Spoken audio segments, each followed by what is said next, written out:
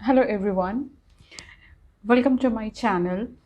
In my exam series videos, today I will be talking about how to stay motivated during revision time, during pre-examination like 10 to 15 days before examination or during examination time. As exam times are on the way, and in spite of our perfect preparation, everything up to the mark, sometimes we feel pressurized and we feel demotivated also. So, what are the tips and tricks that can help you to get rid of all these demotivations, negative vibes, and lack of energy? So, let's get started. My first point will be always aim at breaking your benchmarks. Demotivation, negativity या stress most of the time तब आता है जब हम खुद को किसी और से कंपेयर करते हैं. लाइक वो इतना स्कोर करता है, वो रैंक होल्डर है, या उसकी एग्जामिनेशन टाइम प्रिपरेशन इतनी चल रही है, मैं उतना नहीं पढ़ रहा, या कहीं उसका ज़्यादा मार्क्स नहीं आ जाए. ये सारी जो कैओस चलती रहती है हमारे माइंड में, ये हमें बहुत ज़्यादा डीमोटिवेटेड, लो एनर्जी और लेस कंसंट्रेशन से एडवर्सली अफेक्ट करती हैं. आप हमेशा ये एम बनाकर चलिए कि आप जिस रैंक में लाई करते हैं, या आपका जो परसेंटेजेस रहता है, लाइक आप 60s में स्कोर करते हैं, 70s में स्कोर करते हैं, 80s में स्कोर करते हैं, आपको अपने उस बेंचमार्क को तोड़ना है. आपको उससे नेक्स्ट लेवल जाना है. लाइक आप अगर 70s में स्कोर करते हैं तो आप 80 प्लस स्कोर करने का टारगेट लेकर चलिए. उस हिसाब से प्रिपरेशन कीजिए. वो एक चैलेंज करके रखिए खुद को कि इस बार मेरा प्रिपरेशन इस तरीके का होगा. लाइक 70s वाले रैंक में नहीं आके मैं 80s वाले रैंक में मार्क्स लाने का कोशिश करूँगा या करूँगी. ठीक है, किसी और से कंपेयर मत कीजिए कि उसे कितना मार्क्स आता है, मुझे इतना मार्क्स क्यों नहीं आता. Like every one is different individual. हर किसी का learning power, concentration power, writing power अलग होता है. आप किसी और से खुद को कंपेयर करके कुछ भी अचीव नहीं कर पाएंगे. आप अपना स्टडी टाइम अपने अकॉर्डिंग इंक्रीज़ कीजिए. लाइक डे बाय डे आप अपना स्टडी टाइम इंक्रीज़ कर सकते हैं. आप अपनी वीकनेसेस पे वर्क कर सकते हैं, स्ट्रेंथ्स को मल्टीप्लाई कर सकते हैं. और जो आपका एक रैंक है, आप किस लेवल के स्टूडेंट हैं, कितना आप ग्रास्प कर पाते हैं, वो आपको बेटर पता होगा. उतना हार्ड वर्क कीजिए कि आप उस लेवल को एक्सेल कर पाएँ, उस लेवल को बीट कर पाएँ. So my first point is compare self with your benchmarks, not others, and try to break that benchmarks. My second point is study in a way that is productive for yourself, that suits your capabilities, your interest. For example, देखिए, हर कोई सिर्फ book खोलकर पढ़ते मतलब learn करके या रटते हुए पढ़ाई नहीं कर सकता. बहुत लोग को ग्रास्प करने का या याद करने का तरीका अलग होता है. अलग अलग मेथड से उन्हें ज़्यादा जल्दी चीज़ें ग्रास्प हो पाती हैं. लाइक बहुत लोग इंटरैक्ट करके, डिस्कशन करके, किसी से बात करके, या किसी को पढ़ा के, या कुछ ऑडियो सुन के, अलग अलग वेज से वो ज़्यादा जल्दी चीज़ों को ग्रास्प कर पाते हैं. तो आपके हिसाब से जो मेथड आपके लिए सबसे ज़्यादा इफेक्टिवली वर्क करता है, आप उसी मेथड से पढ़ाई कीजिए. कोई भी ऐसा यूनिवर्सल मेथड नहीं है स्टडी करने का, पढ़ाई करने का, कि सिर्फ आपको उसी मेथड से पढ़ाई करना है. लाइक अगर आपको किसी टॉपिक पे अपने फ्रेंड्स के साथ डिस्कशन करके ज़्यादा डीप नॉलेज होता है या ज़्यादा अच्छे तरीके से रिविजन होता है, तो आप फ्रेंड्स के साथ डिस्कशन कर लीजिए, या तो किसी क्लासमेट को या किसी को पढ़ा लीजिए, जिससे आप चीज़ों को थरली रिवाइज करेंगे या थरली गो थ्रू होंगे, तो आपका रिवीजन भी हो जाएगा और आप साथ में जिससे पढ़ा रहे उन्हें हेल्प भी हो जाएगी. या फिर आप अपने आंसर्स को ही रिकॉर्ड करके, ऑडियो फॉर्म में या वीडियो फॉर्म में, जो भी रिकॉर्ड करके आप उसे कंटिन्यूसली सुन सकते हैं. वो भी एक बहुत अच्छा मेथड है. अगर आप ऑडियो विजुअल लवर हैं तो वो भी आप कर सकते हैं. या फिर आप ग्रुप चैट में पढ़ाई कर सकते हैं, या आप ग्रुप्स में बैठ के रिविजन कर सकते हैं. लाइक एक चैप्टर सब पढ़कर आए और सबने एक साथ डिस्कशन किया कि आपने क्या क्या पढ़ा है उस चैप्टर में। ये भी एक बहुत अच्छा मेथड होता है। Next point, consult a good mentor. Revision के टाइम पे अगर जब आपका लास्ट 1 मंथ या 15 to 20 days बचा हुआ है, जब आप रिवाइज कर रहे हैं, कहीं पे आप स्टक हो रहे हैं, कहीं पे कुछ चीज़ आप बहुत ज़्यादा श्योर नहीं हो पा रहे हैं, तो इमिडिएटली आप अपनी जो टीचर्स हैं, जो मेंटर्स हैं, जिनकी पढ़ाई, जिनका तरीका आपको समझ में आता है, आप उनसे कांटेक्ट कीजिए। उनसे बात करके जब उनका फ्री टाइम हो, लाइक आप अपने स्कूल के जो सब्जेक्ट टीचर हैं, आप उनसे बात कर सकते हैं कि मुझे कुछ प्रॉब्लम है। अगर डिस्टेंस कम है तो आप जाकर प्रॉब्लम पूछ सकते हैं, कॉल पे प्रॉब्लम पूछ सकते हैं, या फिर जो आपके ट्यूशन टीचर हैं या आपके जो सीनियर हैं जिनके उस सब्जेक्ट पे कमांड है, आप उनसे बात कर सकते हैं, उनसे पूछ सकते हैं।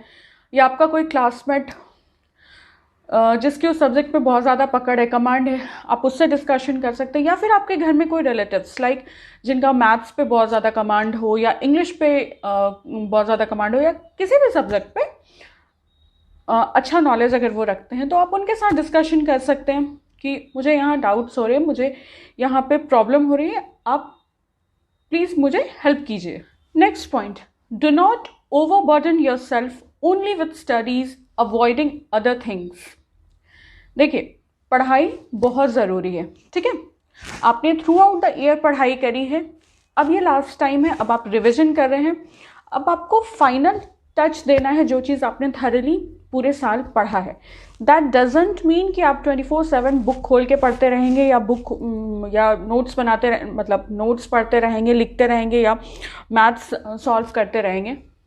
इससे क्या होगा कि कंटिन्यूसली अगर आप एक ही चीज़ करते रहेंगे लगातार लगातार विदाउट ब्रेक लिए, तो आपका माइंड जो है, जो कंसंट्रेशन लेवल है, वो कम हो जाएगा, आप इरिटेटेड फील करेंगे और वो बहुत ज़्यादा प्रोडक्टिव नहीं होगा, आप चीज़ों को बहुत ज़्यादा ग्रास्प नहीं कर पाएंगे अगर आपका माइंड फ्रेश नहीं होगा। तो आप जो भी जनरल डेज में करते हैं, लाइक अगर आप 8 to 10 आवर्स का नैप लेते हैं, या 2 से 3 घंटा आप फ़ोन यूज़ करते हैं, 1-2 घंटा खेलते हैं, सारे चीज़ की जो टाइम है, जो स्पैन है, उसे थोड़ा थोड़ा कर्टल कर दीजिए, उसे कम कर दीजिए।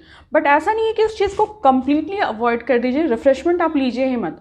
लाइक अगर आप 10 घंटा सोते हैं तो 8 घंटा सोइए, 3 घंटा मोबाइल चलाते हैं तो उसको 1 घंटा कर लीजिए, 2-3 घंटा आप खेलने में स्पेंड करते हैं तो 1-1.5 घंटा खेलिए फॉर रिफ्रेशमेंट ऑफ माइंड।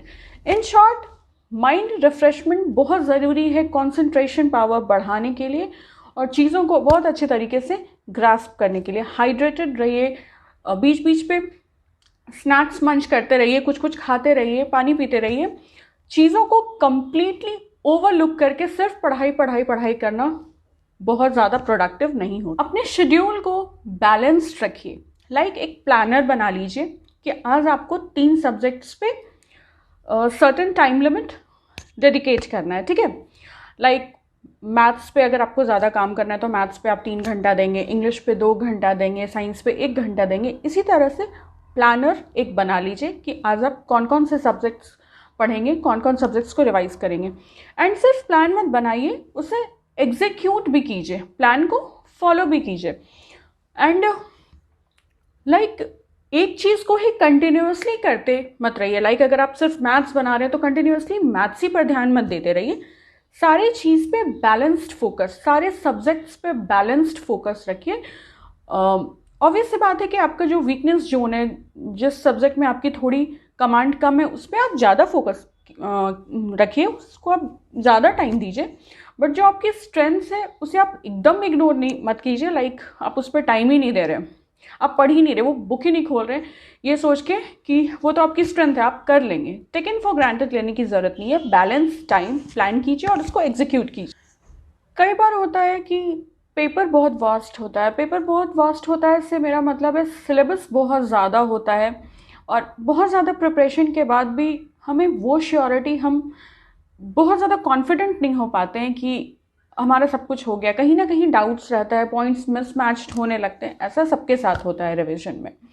तो ऐसे समय में प्रेशर बढ़ जाता है हमारे ऊपर, कई बार नेगेटिविटी भी हो जाती है, इस वजह से डीमोटिवेटेड फील होने लगते हैं हम।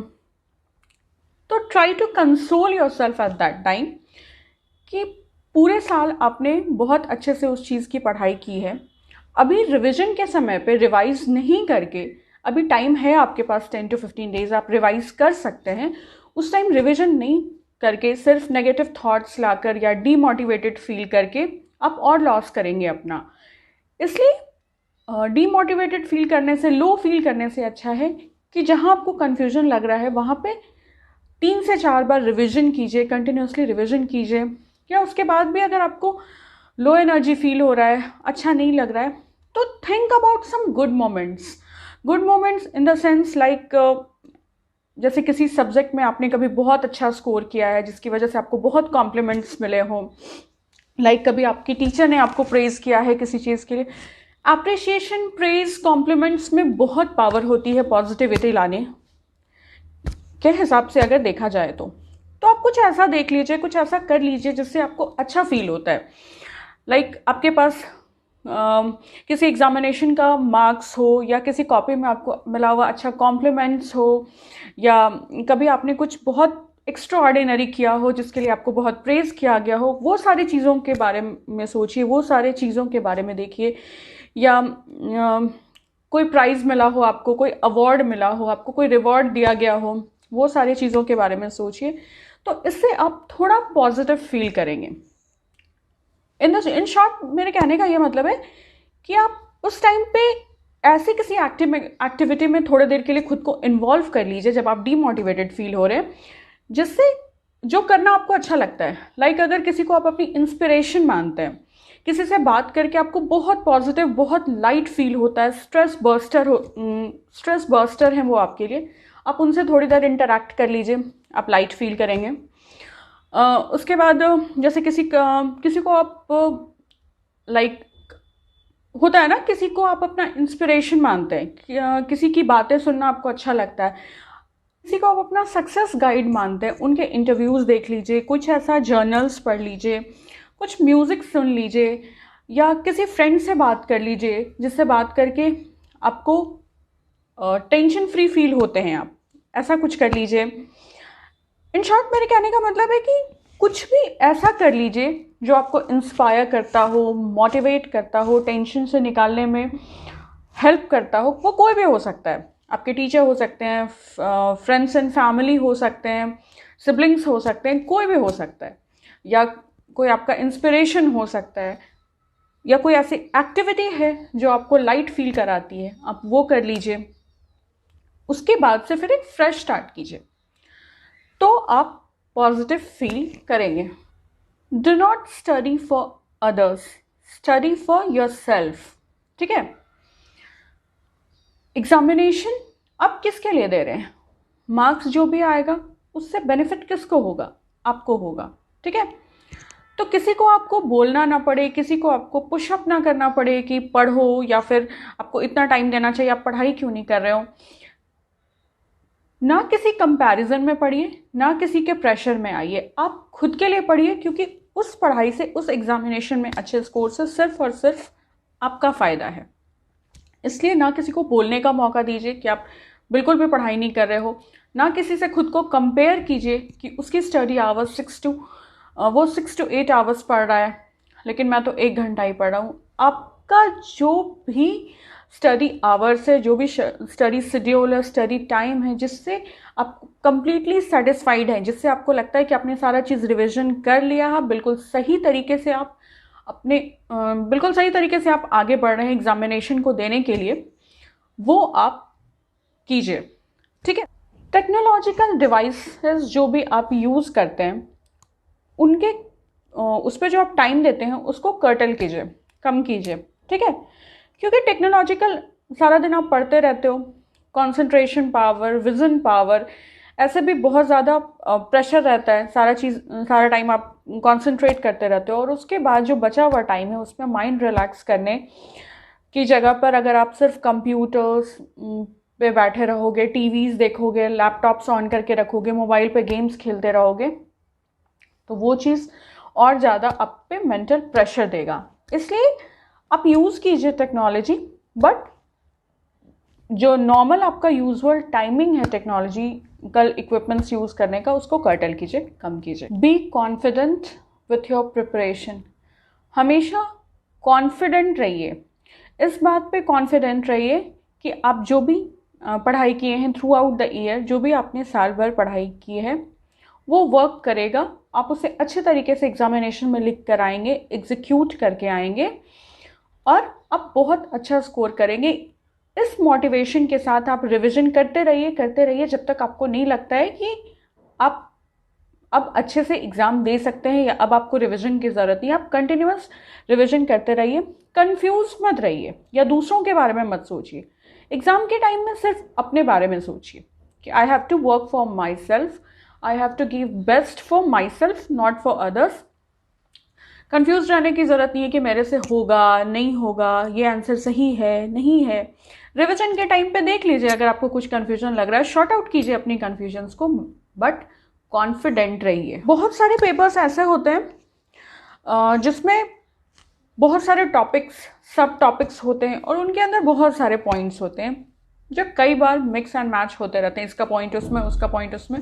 ये हर किसी के साथ होता है, आपके अकेले का प्रॉब्लम नहीं होता है, इस वजह से हर कोई पैनिक करता है। ठीक है, जब आप नहीं पढ़ रहे हो, आपने पॉइंट्स को 6 से 7 बार रिविजन कर लिया, जब आप नहीं पढ़ रहे हो तो उन पॉइंट्स को अपने माइंड में रिकॉल करते रहिए। आप बैठे हुए हैं, घूम रहे हैं, कुछ भी कर रहे हैं, आप उन पॉइंट्स को रिकॉल करते रहिए अपने माइंड में। ठीक है, और जहाँ पे भी आपको लग रहा है कि यहाँ पे आप 3 से 4 पॉइंट सिर्फ आपको याद है और आप 1-2 पॉइंट भूल रहे हैं, आप उस टाइम जाके रिविजन कर लीजिए, उस पॉइंट को देख लीजिए, फिर कॉपी बंद करके खुद से उन चीज़ों को रिकॉल कीजिए। जो पॉइंट्स हैं उनको आप लिखिए, लिख कर प्रैक्टिस कीजिए। इससे क्या होता है कि बहुत अच्छे तरीके से मेमोराइज हो जाएंगे आपको सारे पॉइंट्स। बहुत ज़्यादा दूसरों के बारे में जानने का कोशिश मत कीजिए, मतलब बहुत ज़्यादा निगेटिविटी में इंडल्ज मत होइए कि तुम्हारा कितना प्रिपरेशन हुआ, तुमने कितना प्रिपरेशन किया, कितनी बार अभी तक रिवीजन कर चुके हो, इस टाइप की चीज़ें।